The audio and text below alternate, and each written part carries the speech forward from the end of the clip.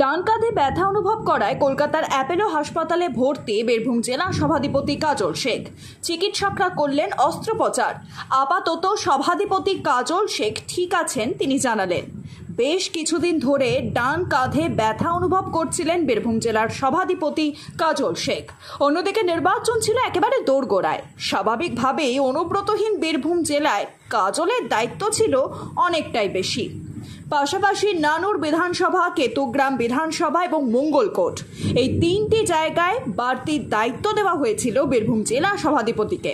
সেই দায়িত্ব ফেলে কোনো মতেই তিনি চিকিৎসার জন্য বাইরে যেতে পারেনি।